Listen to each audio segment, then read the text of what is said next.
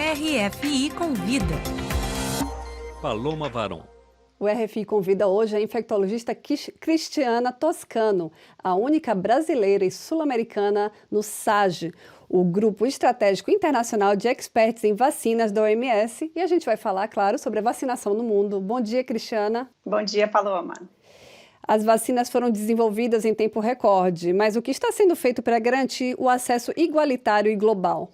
Paloma, a ciência cumpriu seu papel. De fato, temos muitas vacinas desenvolvidas, disponibilizadas e muitas ainda em desenvolvimento, mas eu acho que a humanidade está falhando e aí, principalmente, os políticos dos vários países e a articulação global nesse sentido, para, de fato, garantir o acesso igualitário e, de fato, garantir com que as pessoas do mundo todo consigam ser vacinadas. Agora a gente tem uma situação de uma diferença muito grande entre poucos países que conseguiram, de fato, ter acesso a muitas doses e vacinar rapidamente suas populações, e, num outro extremo, países que sequer receberam nenhuma dose ainda.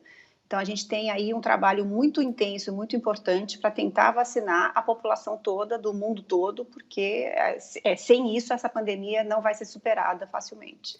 A OMS tem o sistema COVAX, né, que é para garantir uma certa igualdade nessa distribuição de vacinas, mas é suficiente esse sistema? Paloma, eu acho que em situações, né, de pandemia e nessa situação de uma grande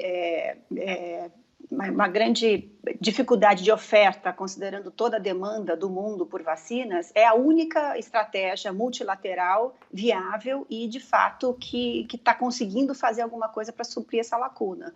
Não é suficiente, é claro que ainda vão ter lacunas, mas pelo menos através do COVAX está garantido que 20% da população de países de baixa renda, que são aproximadamente 90 países participando desse consórcio como receptores de vacinas através desses mecanismos de financiamento e apoio do COVAX, vão até o final do ano receber vacinas para vacinar 20% da população. É o suficiente? Não. É o ideal? Não. Mas é o possível nesse momento. Importante, então, que o mundo todo e outros países que tenham recursos e que possam participar como autofinanciáveis se juntem ao COVAX e apoiem essa iniciativa.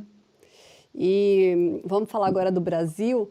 O Brasil tem o Instituto Butantan, que é um grande produtor de vacinas, e além disso tem um longo histórico de campanhas bem-sucedidas de vacinação em massa. Então, o que está acontecendo agora? Por que está travado?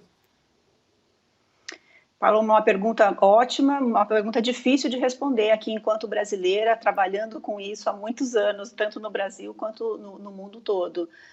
O Brasil, como você falou, tem um histórico muito longo de sucesso em atividades de vacinação. A gente tem um Programa Nacional de Vacinação, o PNI, que é considerado historicamente um dos mais fortes do mundo. A gente tem a capacidade de vacinar mais de 1 milhão de pessoas por dia, isso já foi feito em campanhas passadas.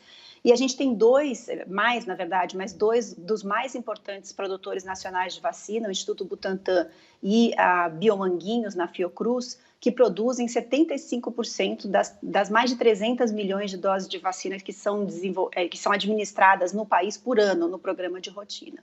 O que a gente tem agora? A gente tem agora, por iniciativa bem-sucedida dessas duas instituições, a gente tem vacinas, né, da Butantan em parceria com a Sinovac, Coronavac, e da Fiocruz em parceria com a Oxford AstraZeneca, que estão sendo lentamente disponibilizadas ao longo do ano.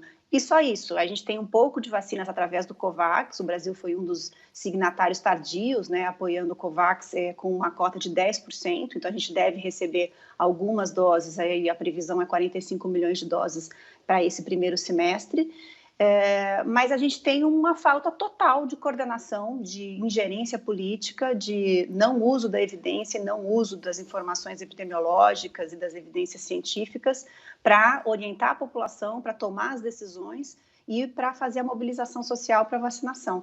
Então, a gente tem um governo federal com ações absolutamente débeis, insuficientes desde o início da pandemia, que está deixando um vácuo importante e que agora esse vácuo está tentando ser suprido e preenchido por iniciativas de outros poderes, o legislativo, o judiciário, o que gera uma grande confusão, né, e um grande problema para, de fato, sermos eficientes, como sempre fomos, na vacinação. Então, eu vejo com bastante tristeza, com bastante preocupação esse momento que eu considero crítico hoje na pandemia e na gestão da pandemia aqui no Brasil.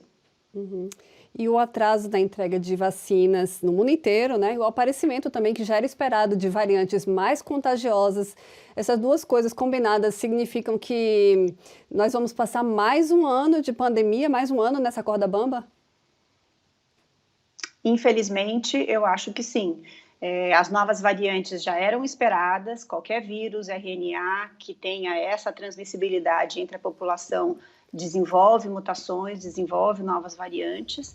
Essas variantes estão evoluindo no sentido de tornar o vírus, né, mais eficiente, e aí, nesse sentido, em geral, uma maior transmissibilidade, como já observado nas últimas variantes, e uma tentativa de escape da proteção, né, da resposta imune, tanto a conferida por infecção prévia quanto a conferida por vacinação.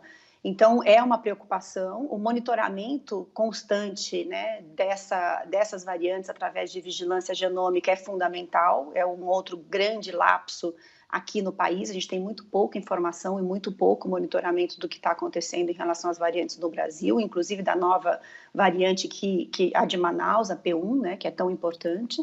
E a gente tem, como no mundo inteiro, e talvez um pouco piorado aqui no Brasil, esse atraso no cronograma de entregas, porque a gente depende da entrega internacional de IFA. Então, o que está previsto, né, por Butantan e por Biomanguinhos, pelo menos nesses próximos 8 a 10 meses, é o invase e a formulação final de um ingrediente farmacêutico ativo recebido, em geral, ou da China ou da Índia, mas de outros países que produzem essas vacinas, esse bulk, né? Então, com essa situação de escassez de oferta, de dificuldade de muita demanda, de dificuldade e atraso do envio, a gente fica um pouco à mercê desse cronograma da chegada da IFA, e isso tem gerado alguns atrasos que não devem ser sanados tão rapidamente assim. Tá bom. E por último, eu gostaria, Cristiana, que você falasse para o público qual é o seu trabalho específico no SAGE como única brasileira, né, que já tem uma vasta experiência também sobre vacina no Brasil, e qual o seu trabalho, qual a sua contribuição para a OMS? Paloma, essa realmente é uma honra muito grande poder participar desse grupo, desse fórum. Eu fui convidada para participar quando o grupo foi estruturado. Na verdade, é um grupo de trabalho para vacinas Covid desse comitê, que tem o papel de elaborar, é um grupo consultivo, que tem o papel de elaborar recomendações de estratégias e políticas de vacinação para a vacina Covid. Então, ele é complementar ao trabalho de agências regulatórias e da pré-qualificação de vacinas, porque não é uma avaliação para registro. Então, além de considerar dados de evidências dos ensaios clínicos, a gente considera evidências de sistemas de vigilância, de modelagens, do avanço da doença e de outras evidências científicas para definir e para orientar como deve ser feita a vacinação, qual o intervalo, né, entre as várias doses em situações de escassez, quais os grupos prioritários, o que fazer se você perde uma dose no tempo hábil, se dá uma outra dose, se espera de novo, se começa a vacinar de novo. Então, são questões muito operacionais e muito práticas que têm uma importância muito grande para uma vacinação bem-sucedida.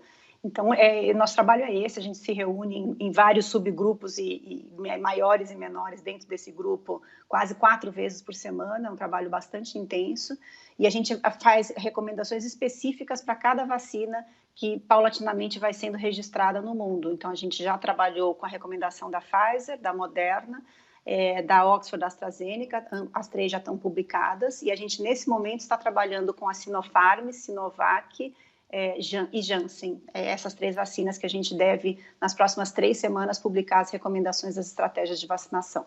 Perfeito. Muito obrigada, Cristiana. O RFI Convida conversou com a médica infectologista Cristiana Toscano, a única brasileira no Grupo Estratégico Internacional de Experts em Vacina da OMS.